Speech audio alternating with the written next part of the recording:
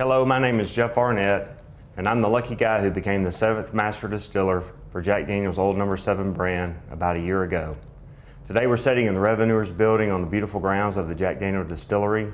The history of the building where we're sitting today, back in the 40s, right after Prohibition had ended in the United States, anytime that whiskey was withdrawn from our system just to ensure that it was used for appropriate purposes, we actually had a government agent who stayed here on the property and held all the keys to all the openings and all the quality sampling points along the system. So we've remodeled it even though the government agent's not here, and we like to do tastings in it, so that's what we're going to do today.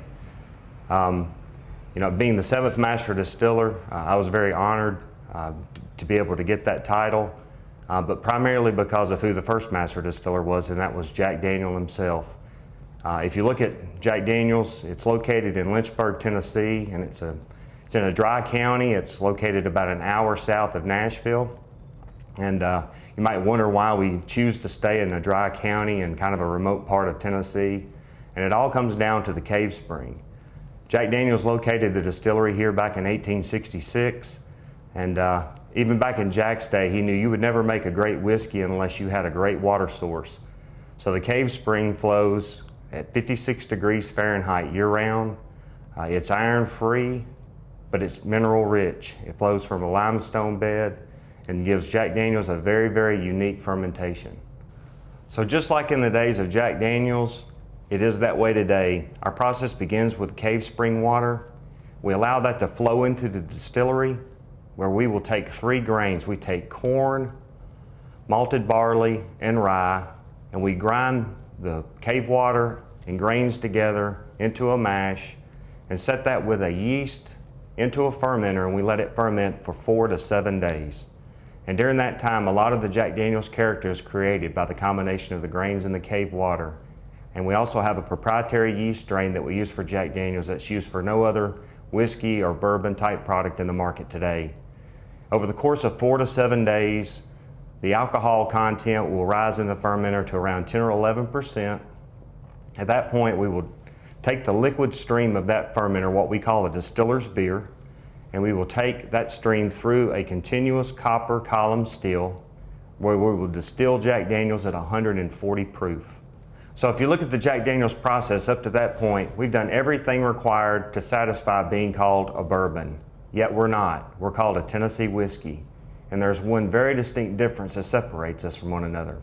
To be a bourbon, you have to be at least 51% corn, you have to distill it under 160 proof, you have to put your product in a brand new white oak barrel that's been charred at no more than 125 proof, and then also bottle it at least 80 proof.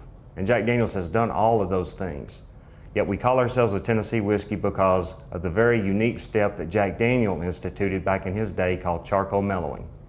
Every drop of Jack Daniel's Tennessee whiskey is passed through 10 feet of hard sugar maple charcoal, which we manufacture here on site and place into one of 72 charcoal mellowing vats.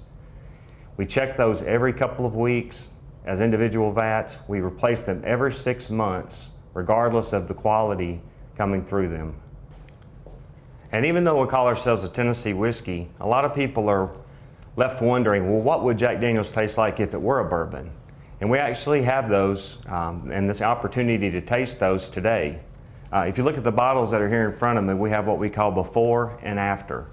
What's included in this before bottle is actually what Jack Daniel's would taste like if it were a bourbon. So this is Jack Daniel's whiskey without going through the charcoal mellowing process. And I've included it here in my glass number 1. And it's always best to kind of swirl and get the aroma of this. And the most obvious thing that you can smell on it is that it's very, very grainy. It has a very distinct corn aroma associated with it. And if you put just a little bit on the tip of the tongue,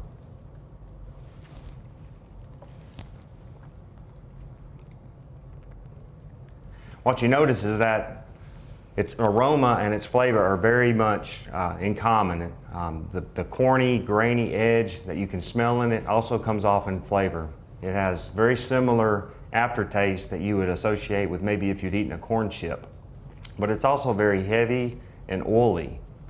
So if Jack Daniel's were a bourbon, basically what is in glass number 1 or in the bottle here with the white label, we would be called Jack Daniel's bourbon if we put that product in the barrel. But we don't. We go through 10 feet of hard sugar maple charcoal, a process that takes the better part of a week to accomplish, and each drop of whiskey has to make it through 10 feet of charcoal before it can be put in the barrel. And that absolutely changes the flavor of the product. The aroma and the flavor are both changed. It doesn't add any color, and it really doesn't add any flavoring, but it alters the flavor by the things that it can absorb into itself, because a charcoal mellowing vat should be thought of as if it were a large sponge. A lot of people like to charcoal filter water, believing that it will make the water taste better, but it's simply because of things that it can take out of the water to make you get a more pure experience and flavor from that water. But if I look at glass number 2, or what's in the black bottle, this is Jack Daniel's brand new whiskey after it's passed through 10 feet of hard sugar maple charcoal. And I think it's important that we always kind of compare to the original.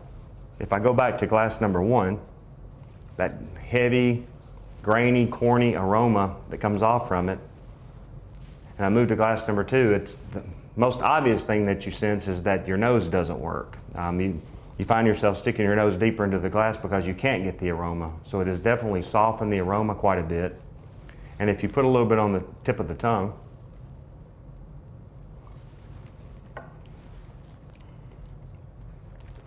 the oiliness or the heaviness that it had on the tongue has been removed. But it also remains to be a little bit sharply sweet right at the tip of the tongue, though it's very, very light compared to the original product that we tasted in glass number 1, or Jack Daniel's as if it were a bourbon. It's important when tasting to use just a little bit, enough that you can hold it on the tip of the tongue, because your tongue is actually arranged so that your taste buds are in certain zones of the tongue. Your sweet taste buds tend to be concentrated right at the tip of your tongue. Your sour taste buds are on the sides of your tongue and underneath, and then your bitter taste buds are located in the back of your throat. And then your salty taste buds will cover your entire tongue. So what you want to be able to do is evaluate each whiskey in those zones. So I take what I would call about a thimbleful, hold it at the tip of my tongue for a few seconds. I'll let that ease to the mid-palate point of my tongue, and then I'll go ahead and swallow it to evaluate its finish or its exit, which is in the bitter zone. Most of the bitter notes will come from the barrel because that's a toasted oak character, so none of these really have that.